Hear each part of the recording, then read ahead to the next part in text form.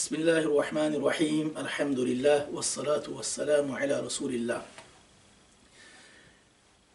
সবার সাথে খুবই দুঃখ নিয়ে আজকে যেটা অ্যানাউন্স করতেছি যে আমাদের বিকন ইনস্টিটিউটের ক্লাসগুলা এই আপাতত বন্ধ থাকবে। আর এই বন্ধর সময় আমরা চাই না যে আল্লাহর কাছ থেকে আমরা দূরে থাকি, যার কারণে আমরা চেষ্টা করব ইনশাল্লাহ বিকন ইনস্টিটিউট থেকে আমাদের সাথে যারা এই পড়েন এই অ্যাডাল্টস এবং আমাদের ঔক এডুকেশনের বাচ্চারা যারা এই পরিবার যারা এবং অন্যান্য আত্মীয়স্বজন যারা আছেন সবাইকে আমরা কিভাবে সাহায্য করতে পারি এই কঠিন সময়ে। এই সেজন্য আমাদের এই কালেকটিভ কোরআন টাইম এবং কালেকটিভ নামাজের সময়টা এই দুইটা জিনিসকে আমরা ফোকাস দিব এবং চেষ্টা করব সবাইকে সাহায্য করার জন্য। যেভাবে আমরা সাহায্য করব, যেহেতু আমরা এই আগামীকাল শুক্রবার থেকে মোটামুটি সবাই ঘরেই থাকবো এই করোনা ভাইরাসের কারণে যে লকডাউন হইতেছে, সেই সময়ে আমরা আল্লাহর সাথে যোগাযোগ রাখার জন্য আমরা এই কোরআনকে কীভাবে কালেকটিভলি সম্মিলিতভাবে বাসায় পড়তে পারি আর কীভাবে আমরা সালাহ নামাজকে সম্মিলিতভাবে বাসায় পড়তে পারি। নামাজ এবং কোরআনে আমাদের সম্পর্কটা রাখবে আল্লাহর সাথে। যে কোনো পরিস্থিতিতে আমরা আমাদের সম্পর্ক, আমাদের কানেকশন আল্লাহর সাথে শক্ত থাকতে হবে, মজবুত থাকতে হবে। প্রথমত আমরা যে প্রোগ্রাম নিচ্ছি বিকন ইনস্টিটিউট থেকে, যে আমরা প্রতিদিন শনিবার থেকে শুরু করে 2 বার সকালে এবং বিকালে আমরা সম্মিলিতভাবে কোরআন তিলাওয়াত করব। আর আমরা যেটা করব এর আগে আমরা এই হোয়াটসঅ্যাপের মাধ্যমে সবার কাছে মেসেজ পাঠাইব, রিমাইন্ডার্স পাঠাইব, আপনারাও সাহায্য করবেন এবং বাকি সবার কাছে আপনারা খবর পৌঁছাইতে পারেন। সকালে আমরা 12টার সময় কন্টিনিউ করব এই পরিস্থিতিতে। 12টার সময় আমরা এই সবে মিলিয়া যার বাসায় বসিয়া আমরা কালেকটিভলি কোরআন তিলাওয়াত করব। প্রথমে আমরা শুরু করব এই যে মাসুরাত বা আযকার যেগুলা ওইগুলা দিয়ে, এরপরে আমরা সূরা ইয়াসিন পড়ব সম্মিলিতভাবে। আর এরপরে আমরা এই আমাদের বাচ্চাদের বা আমরা যেখানে কোরআন পড়তেছি সেখান থেকে কন্টিনিউ করব 1 ঘন্টার জন্য, 12টা থেকে 1টা পর্যন্ত এটা চলবে। এই সবাই যার যার বাসায় ওইগুলা করব। এই মাসুরাত পড়ব, একসাথে শুরু করব, ইয়াসিন একসাথে শুরু করব। আর এরপরে আমরা কন্টিনিউ করব আমাদের বাসায় এই বাচ্চাদেরকে নিয়ে।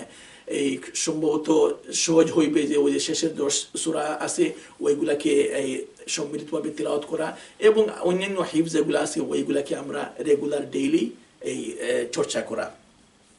তদ্রূপ আমরা বিকালে 6:30 সময় 6:30 আমরা 1 ঘন্টার জন্য 6:30 to 7:30 1 ঘন্টার জন্য আমরা প্রোগ্রাম করব, সমান প্রোগ্রাম।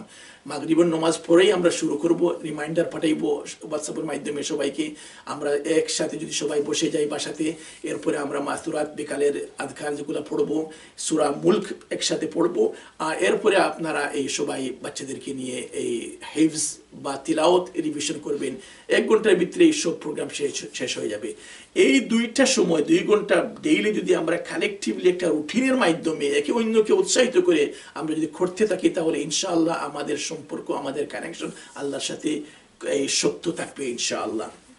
2 নম্বর যে প্রোগ্রাম আমরা এই পরিস্থিতিতে কন্টিনিউ করব এবং সাপোর্ট করব এবং হোয়াটসঅ্যাপের মাধ্যমে সবাইকে স্মরণ করিয়ে দেব এবং আমরা ডেইলি ফিক্সড টাইমে করব, সেটা হচ্ছে গিয়ে আমাদের যে ডেইলি যে 5 ওয়াক্ত নামাজ ওইটাকে আমরা জামাতে আদায় করব। প্রত্যেকেই আমাদের বাসায় আমরা নিজে এই পরিবারের সবাইকে নিয়ে জামাতে পড়বো, কিন্তু আমরা একসাথে এই কালেকটিভলি আমরা শুরু করব যাতে আমরা স্মরণ করে দিতে পারি।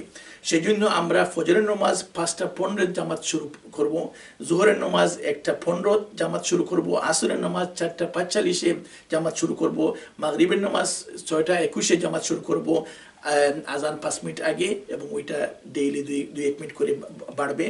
এশার জামাত 8টার সময় আমরা জামাত এই শুরু করব এবং প্রত্যেক দিন এই নামাজের 15 মিনিট আগে আমরা স্মরণ করে দিব এই আজানের জন্য।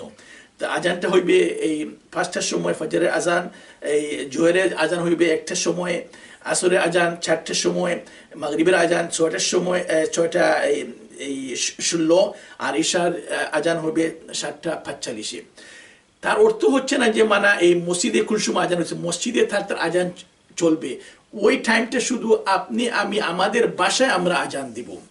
সবাই তো খানতেছেন যে আমাদের বড় বড় মসজিদগুলো বন্ধ হয়ে যাইতেছে, আসুন আমরা তার সাথে সাথে আমাদের ছোট ছোট মসজিদগুলোকে খুলে দেই, কোরআনের জন্য খুলে দেই, নামাজের জন্য খুলে দেই, এবং এর মাধ্যমেই আমরা আল্লাহর কাছে আমরা পৌঁছতে পারবো। সেজন্য এই আমাদের যেটা প্রয়োজন, 1 নম্বর হচ্ছে আমাদের পরিবার থেকে মুয়াজ্জিন বানাইতে হবে, আমাদের পরিবার থেকে ইমাম বানাইতে হবে। আর এই সময়ে আমরা একজন আজান দিবেন এবং এই সময়ে একজনে এই জামাতে নামাজ পড়াইবেন এই বাসায়। আর যেটা হইবে যে ভুল ত্রুটি আপনারা চিন্তা করবেন না, যেভাবেই সম্ভব সেভাবেই করবেন। যদি কোনো পরিবারে পুরুষ না থাকেন তাহলে মহিলারাই বাচ্চারাই আপনার করতে থাকেন, যাতে আমরা সবাই জড়িত থাকি, কানেক্টেড থাকি। সেজন্য এই আমাদের খুবই জরুরি যে আমরা এই টাইমগুলোকে ফলো করা। আর আমরা যেটা করব এই আমাদের বিভিন্ন গ্রুপের মাধ্যমে হোয়াটসঅ্যাপে আমরা সবাইকে ডেইলি স্মরণ করে দিব, আপনারা আমাদেরকে সাহায্য করবেন। আর ওইটা ওপেন সবার জন্য, আমাদের উইকেন্ড স্টুডেন্টস যারা আছেন, ওকের স্টুডেন্ট যারা আছেন, এবং ওয়াইডার কমিউনিটি আপনারাও শরিক হইতে পারবেন। আর তার সাথে সাথে যেটা আমি বলবো যে এই বর্তমানে এই পরিস্থিতিতে এই লকডাউন থাকা অবস্থায়, আমরা বাসায় থাকা অবস্থায় 5টা এই কাজ করা দরকার এই প্রোটেকশনের জন্য। এবং সংক্ষিপ্তভাবে আমি যেটা বলবো যে 1 নম্বর হচ্ছে গিয়ে আপনার হাইজিন, যেটা আপনারা এই ব্যাপারে অনেক অবগত আছেন, এই ওয়াশ, এবং আমাদের জন্য এই উজু এবং গোসলের মাধ্যমে তুহুর শাতুল ঈমান, যে তাহারা হচ্ছে গিয়া ইমানের এই 50%, আর এটাই হচ্ছে আপনার হাইজিন। তো ওইটাকে আমরা রেগুলার মেনটেন করি। তার সাথে সাথে আমরা সোশ্যাল ডিস্টেন্সিং যেটা বা আইসোলেশন যেটা, যে দূরে থাকা, দূরত্ব বজায় রাখা, ওইটাকে আমরা মেনটেন করি। এরপরে যদি আমরা কারো যদি এই ভাইরাস ইনফেক্টেড হয়ে যান তাহলে সেলফ আইসোলেশন, এই বিরত থাকা, এই আইসোলেট ভাবে থাকা বা কোয়ারেন্টাইন হওয়া। আর 4 নম্বর যেটা আমরা তার সাথে, এগুলো তো আমরা সবাই করতেছি, আমাদের সাদাকা বাড়ানো দরকার এবং আমাদের ভালো কাজ, নেক আমলের ভালো বাড়ানো দরকার। কারণ সাদাকা দিলে আমাদের গুনাহগুলো মাফ হইবে, আর ভালো কাজ আমালুস সালিহাত, নেক আমলটা যদি আমরা বাড়াই তাহলে এই আমাদের এই গুনাহগুলো মাফ হইবে। ইন্নাল হাসানাত, আল্লাহ সুবহানাহু ওয়া তাআলা says ইন্নাল হাসানাত ইউযহিবুনাস সাইয়্যাত, যে হাসানাতে কি করে আপনার সাইয়্যাত মন্দ কাজগুলারে মুছে ফেলে। তো আমাদের এই কাজগুলারে আমরা বাড়ানো দরকার, এবং বিশেষ করে আমাদের রুহানি সাইডটাকে আমরা তিলাওয়াত, আযকার, নামাজ ওইগুলোর মাধ্যমে বাড়ানো দরকার। আর 5 নম্বর যে স্টেপ আমাদের নেওয়া দরকার সেটা হচ্ছে আমাদের দোয়া বাড়ানো দরকার, আমাদের আযকার বাড়ানো দরকার, আমাদের সালাহ নামাজ বাড়ানো দরকার, আমাদের তাওবা এবং ইস্তিগফার করা দরকার। এই আমরা আল্লাহর কাছে ফিরে যাইতে হবে। সেজন্য আল্লাহ রাব্বুল আলামিনের কাছে আমরা দোয়ার মাধ্যমে আমাদের ঘনিষ্ঠতা বাড়াই। আল্লাহ বলেন ওয়াইদা সাআলাকা ইবাদি আন্নী ফাইন্নী করিব, আল্লাহ আমাদের নিকটেই আছেন, আমরা যদি দোয়া করি আল্লাহকে আমরা পাইবো। আর এখন আমাদের সময় আসছে আমাদের এই কোরআন, সালাহ ওইগুলার ক্যাচ আপ করার, যেগুলো আমরা অতীতে করতে পারি নাই ওইগুলাকে আমরা বাড়ানি। আর তার সাথে সাথে আমরা যেটা দরকার, আমাদের এই ফরগিভনেসের দরকার, আমাদের মাগফিরাতের দরকার। একটা জিনিস মনে রাখবেন যে আমরা আসুন আমাদের জীবন এবং মৃত্যুকে আমরা হাত খুলে সাদরে গ্রহণ করি।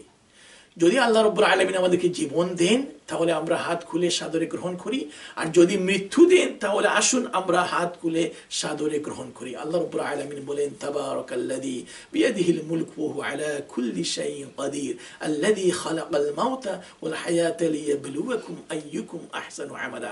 আল্লাহ রাব্বুল আলামিন হায়াত এবং মওতকে সৃষ্টি করেছেন আমাদেরকে পরীক্ষা করার জন্য, আমরা কি ভালো কাজ করি। সেজন্য আমাদের ঘাবড়াইবার কিছু নেই, ভয়ের কোনো কারণ নেই। আমাদের জীবন এবং মৃত্যু আল্লাহর জন্য, আমরা আসছি আল্লাহর কাছ থেকে এবং আল্লাহর কাছে আবার ফিরে যাইব। সেজন্য আমরা আসুন হাত খুলে জীবন এবং মৃত্যুকে আমরা সাদরে গ্রহণ করি। আর জানি না এই পরিস্থিতিতে আমরা হয়তো কেউ বিদায় নেব, আমাদের আত্মীয়স্বজন কেউ বিদায় নেবেন।